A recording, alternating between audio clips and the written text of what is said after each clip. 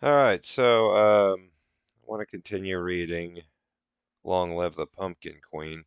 I did try reaching out to Shea and the publishing agency, but they never got back to me. So if they do end up seeing this, I'm not even pretending like I wrote this, okay? All rights go to them. Please go out and buy the book, and please ignore how shitty of a reader I am. Picking up where we last left off in Chapter 2.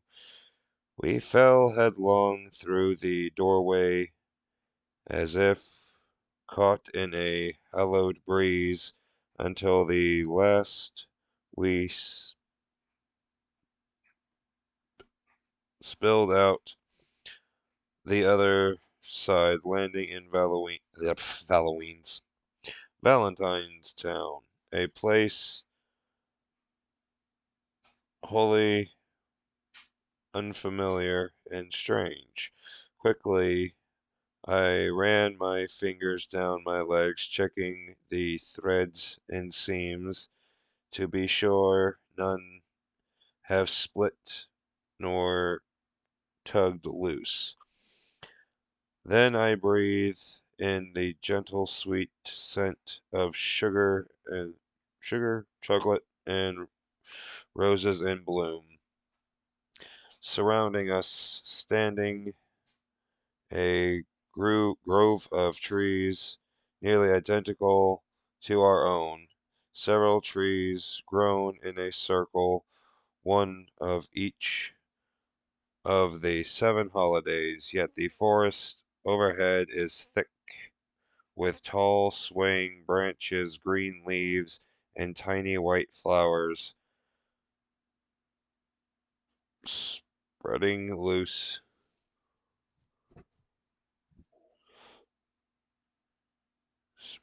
whatever that word is, with each gust of wind. Sprawling loose, okay.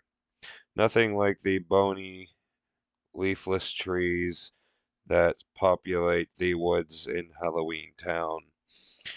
Jack weaved his fingers through mine, grinning curiously like he just sprung from a shadow and frightened a ghost back into the dark.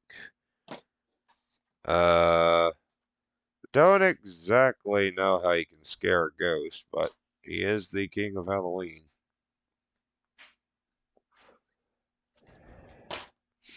So you do you, Jack. You do you.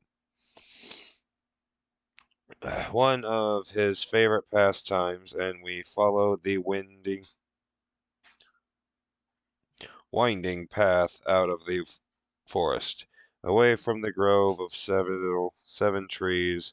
I ran my fingertips along the dusty pink poppies. Yeah, it's poppies. And vibrant blood red roses that lined the path. And when we finally stepped free of the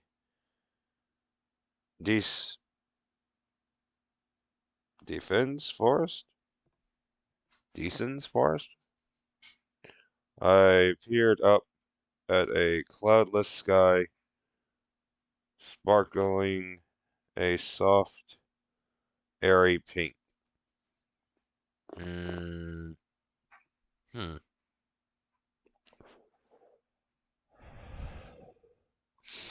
If the air is pink, that could be a problem. It's daylight here. I comment, comment, commented, surprised. When we left Halloween Town, it was night. Every town has its own keeping of time, of sunrise and sunset, Jack said, waving his hand through the sky. They're called time zones. Uh, wait, is that how that works? Because in Halloween Town, it was nighttime. When he came to the human world, it was still nighttime. I don't think it should be that big of a difference. Whatever.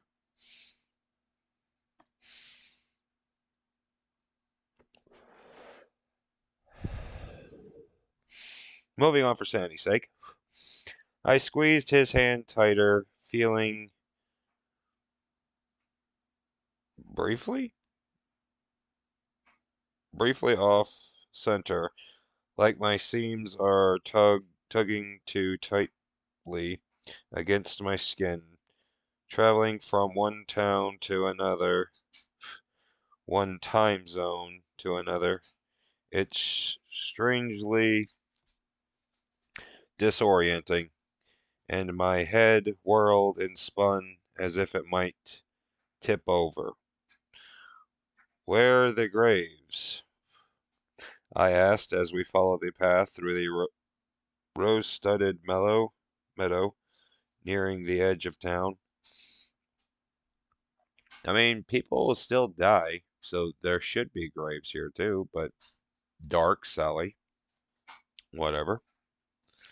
In Halloween Town, our graves rest on the outer borders near the gate. Hmm.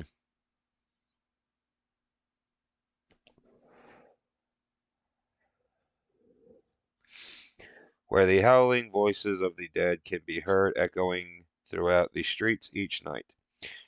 And I expected to see one by now. If their cemetery is too far away, how will they ever be able to hear the tormented spirits of the dead? Um, you could just get married, well, you already are, and have kids. That's a good way to hear the screams of the dead, or at least what's left of your hopes and dreams.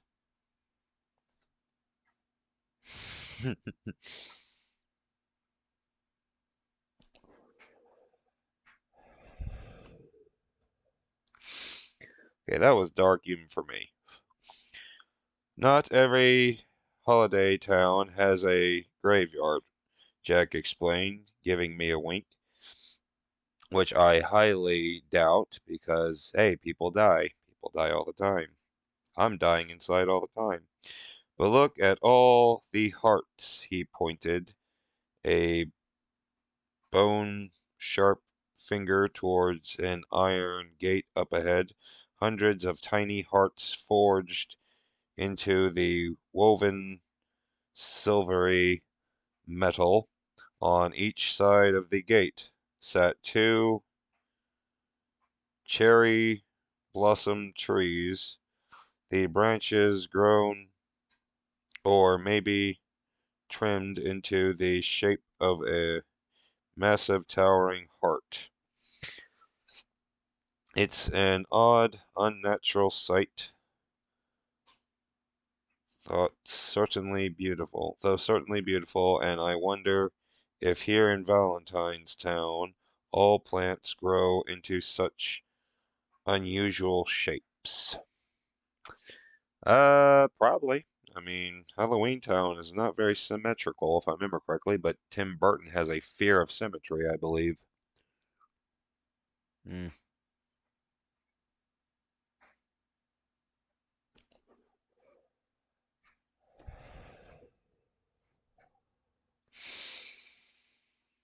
Moving on for sanity's sake. The trees swayed and bobbed in the wind, releasing their tiny blossoms into the air. What do the hearts mean? I asked. Apparently, Valentine's Day is a holiday that happens every February. Jack raised his bones above his eyes into his forehead, and humans surprise one another with sweets and roses and poorly written love poems. That cuts deep, Jack. Why? Who knows? Jack grinned, tossing his gaze towards the town. But isn't it wonderful? God damn, Jack.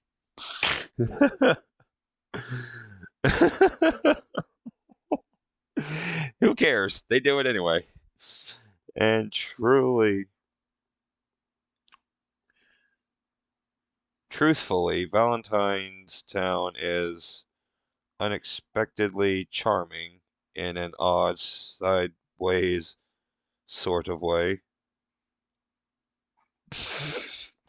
Though sooty skies and charcoal buildings teetering into the distance, no rotten skulls or jack-o'-lanterns glowing sinisterly in the dark, no crackling ghouls or demons or grim reapers with hollowed out eyes watching us from shadowed corners. In fact, there are no dark places at all. Instead, everything is bright and confectionery, confectionery, sugar shine. The air has a pink, pinked, dreamy quality, a subtly sweet tang, like rosebuds newly blooming in spring, or the first lick of pumpkin pie filled on a spoon. Uh, okay. It all seems twisted up and spit out wrong. Yet my eyes sway from one hedged rose bush to another, my heart lifted in my chest in a way that makes me dizzy. That or you just have anemia. This place is something entirely unfamiliar and undeniably delightful. We pass through the heart-forged gates, and I can feel my seams relax just a little. My dead leaves settle in my chest when the sky is bolted out above us. A mass of birds flock towards the town, muting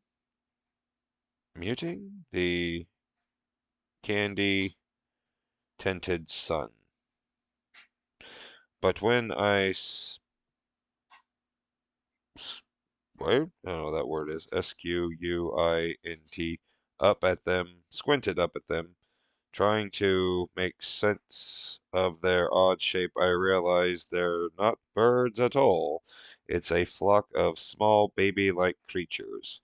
5 of them fluttering above us, rosy-cheeked and plump bellies, with tiny wooden bows and heart-shaped arrows strapped in sheaths at their small backs, white wings flapping. What are they? I asked. No idea, Jack replied with a grin, but either they didn't notice us or don't care, and they continued their flight towards the shimmering mass of buildings ahead. The worn dirt patch soon became a cobblestone street, taking us straight into the heart of Valentine's Town, and my eyes widened, not wanting to miss a single detail of the white, chalky stone homes that line the streets. They look almost edible, with pink tiled roofs and heart frame windows, and the stained glass reminds me of melted sugar, like you could press your tongue to it, and it would surely taste sweet. I feel myself grinning as wide as Jack, urging him on until at last we reached the town center, marked by a stone fountain with a carved cherry creaked baby, cherry cheeked baby at the top, identical to the flock of baby creatures we saw flying overhead, just outside of town. I leaned against the edge of the fountain, peering down at the waters, which glistened a pale candy pink, nothing like the swampy green fountain back in Halloween Town. My reflection staring back. Do you think we can drink it? I asked, inching my hands close to the water, certain it would taste like icing or a marigold petal. But before my fingers could break the surface, a cold Valenti? Valenti? Valenti voice spoke up behind us. It's nice to see you two lovers in town. I straightened up and looked up and up until at last meeting the gaze of a woman who is a good foot taller than Jack. She is a tower wearing a long flock gown with tiny white embroidered hearts stitched into the cream fabric of her skirt. Her strawberry red hair is curled up into a honeycomb beehive with a golden heart barnet clept softly at her temple. Why does it sound like she's describing the Red Queen from Alice in Wonderland? Whatever.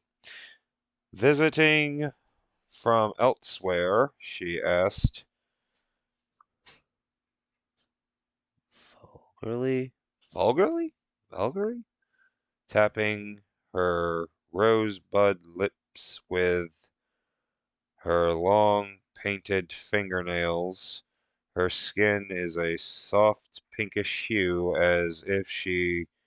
had, if she's been eaten too many rose petals, and it has begun to change the color of her skin. I'm Jack Skellington, my husband announced, stretching out his hand, the Pumpkin King from Halloween Town. And this is my bride, Sally, the Pumpkin Queen. I like how Jack's still a proper gentleman. Yes, yes, good, she replied, ignoring his hand. Rude. As if she's uninterested in our names or the details of why we're here. She cares more about her own introductions. I am Queen Ruby Valentino, and this is my town. Okay. She trails a long, elegant hand along one side of her dress in a flourished wave sweeping crest. I marvel at how poised she is, a bloom with confidence. Even the features of her face are neat and organized, not a stray freckly, freckly, freckle out of place. Uh, okay. I said before I can't read, right? Okay, moving on. She is a Burridge? visage of what I imagined perfect royal etiquette might look like. And I suddenly feel quite unqueen-like in her presence.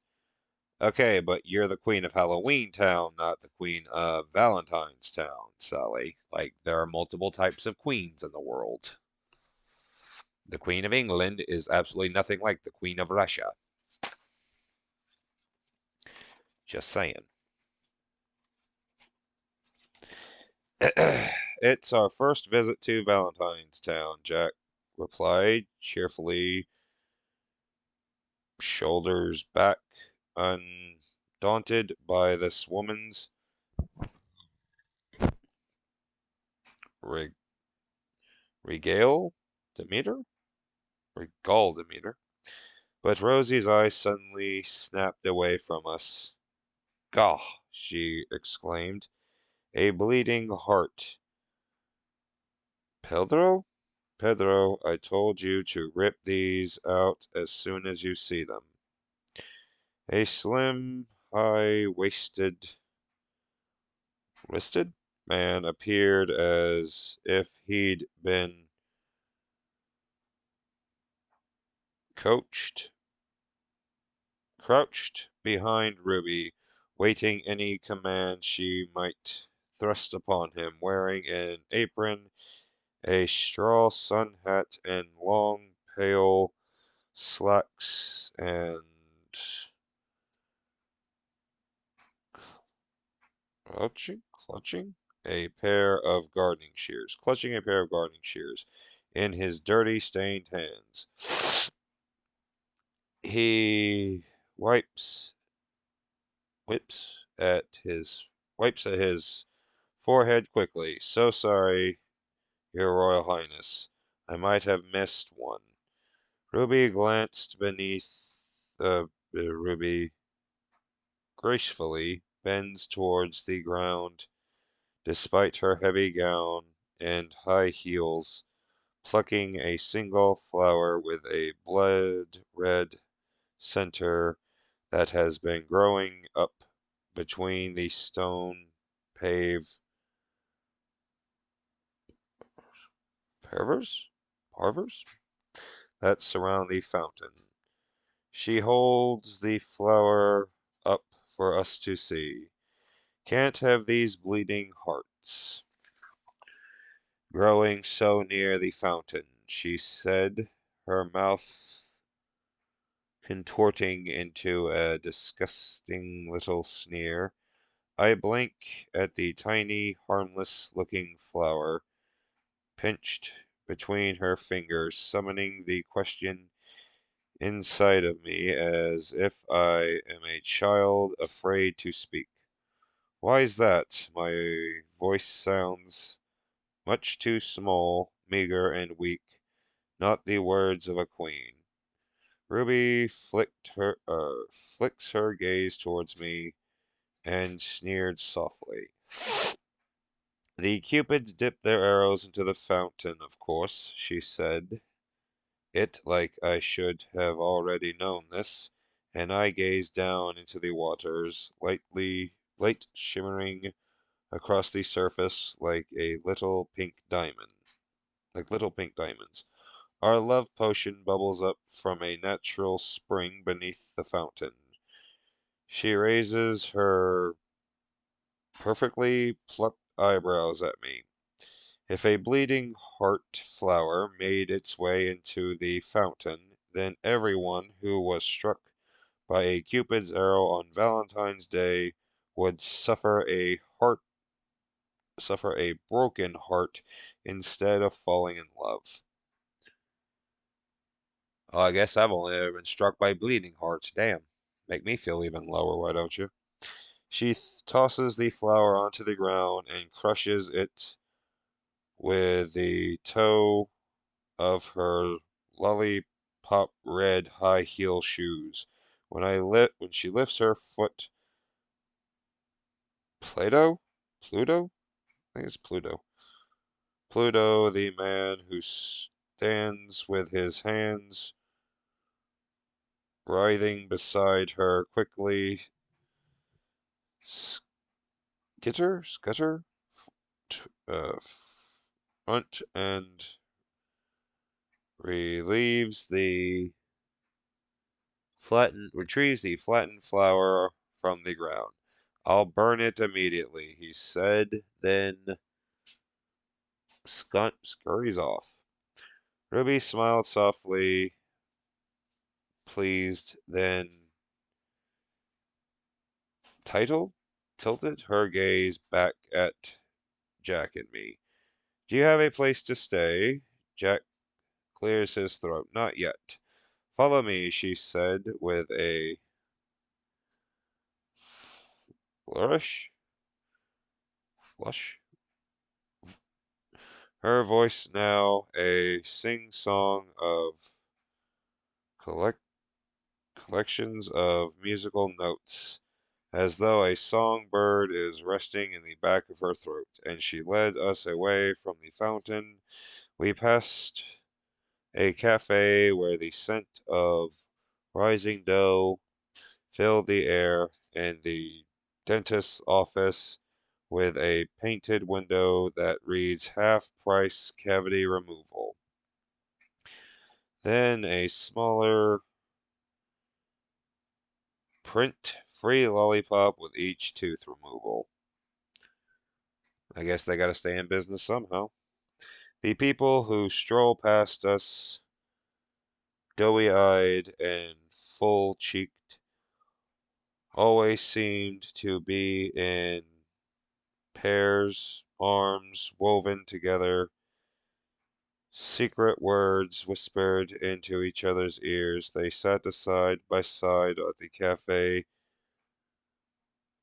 Petos, faces nestled together, kissing, planted on bare necks, and many of them have tulips painted on their lapels? Lapels? Or tucked neatly into their shirt pockets, while others have wild flowers braided into their hair. Love is embedded into the seams and stitched of this town. It's inescapable, and I feel the dead leaves in my chest swell and swimming at the sight of it all. Another block more, and Rosie stops in front of a brick building above us. The swaying wooden sign reads Lovebird Inn. Wait here, she said, winking, then disappearing into the narrow doorway. Moments later, she reappeared, clutching a silver key. You'll be staying in one of the cottages around back. They'll they're perfectly quaint and well appointed. You should be quite happy there. Jack smiled, taking the key from her. Splendid. Thank you.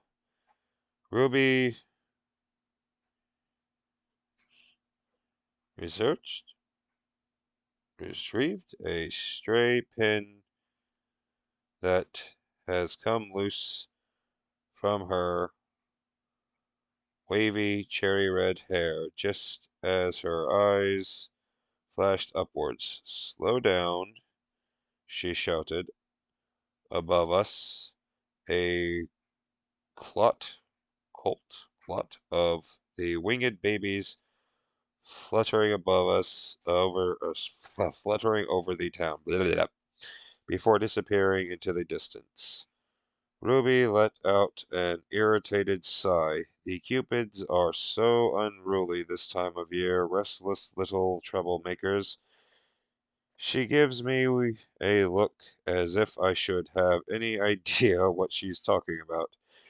They grow bored with nothing to do, just waiting for February for Valentine's Day. So they fly in packs, stirring up all sorts of mischief. Yeah, I mean, Cupid is blind in several depictions for many reasons, I guess. She blows out a quick breath towards her nostrils. Cupids can only be trusted on Valentine's Day. The rest of the year, they're an awful nuisance. Ruby peered at me with her soft chocolate eyes, roving, roving feet to the from my feet to the top of my head, like she's sur surveying my surveying my appearance for the first time. God, I cannot read. She tilted her head and planted a delicate hand on her hips. Your hair is a little dull for a queen, she remarked. My stylist could weave in a few curls, maybe a highlight or two. You have to look a little more. Yeah, have you looking a little more. She taps her fingernails against her bottom lip. Well, like me.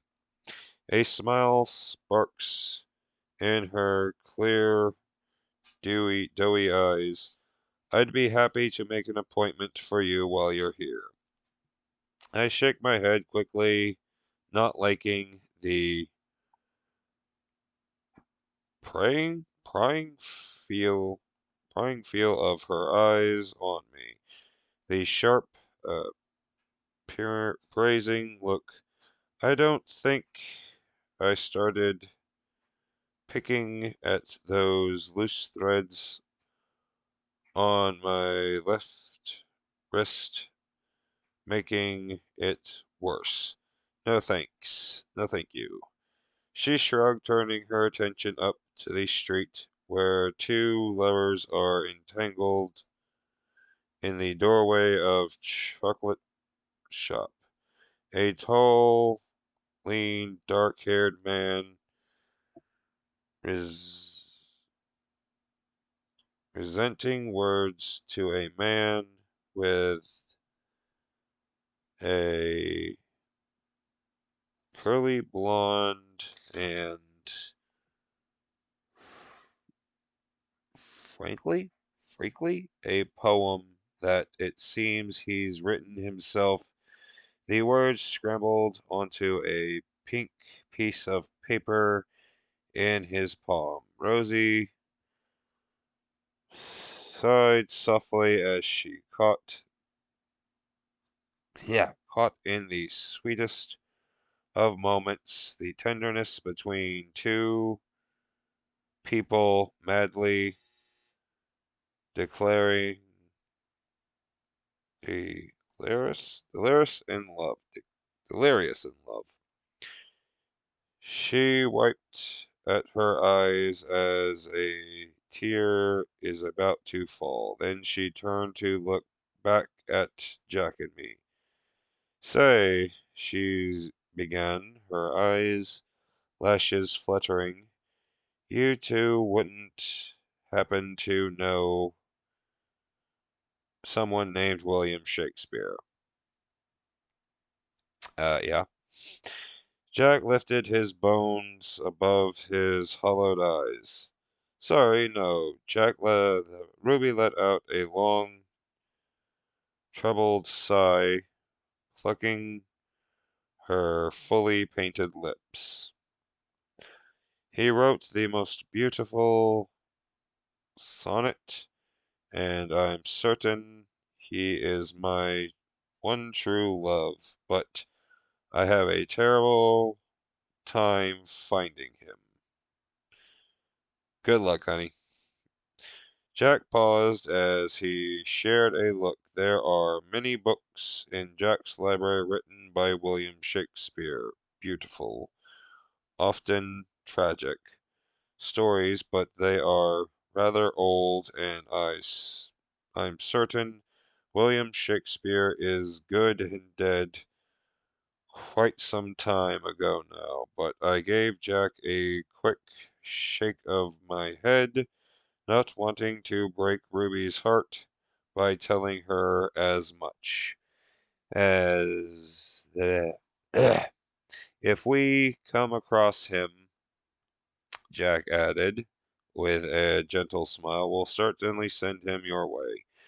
Thank you, Ruby said, her mouth curved upwards, even while her eyes betrayed a glimmer of sadness. I hope you both enjoy your stay with us. It should be a lovely day to stroll the city. Make sure you stop off at Romeo's del- delicacies? Delicacies? Whatever that word is.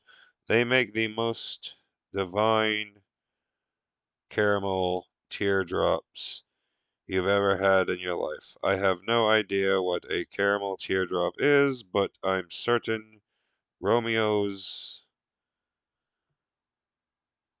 delicacy sense delections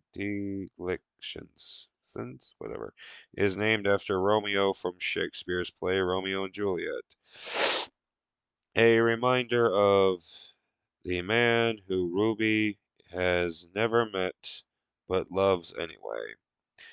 She gives us a quick curtsy before turning away and sauntering down the cobblestone street. I watch her for a moment as she stopped to speak to a shop owner and townsfolk, shaking hands and queenly silhouette against the sugared heart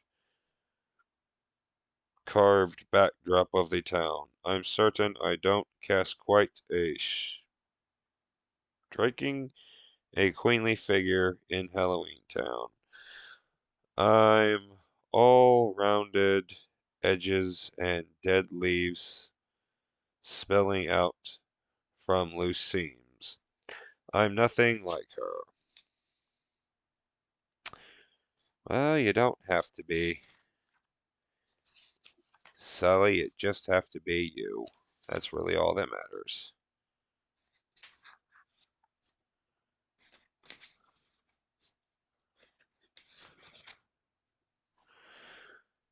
Well, that's gonna be it for tonight. I'll have to pick back up later. Thank you all for participating. Please remember that I'm not even pretending like I own this book. Oh, I'm not even pretending like I wrote this book.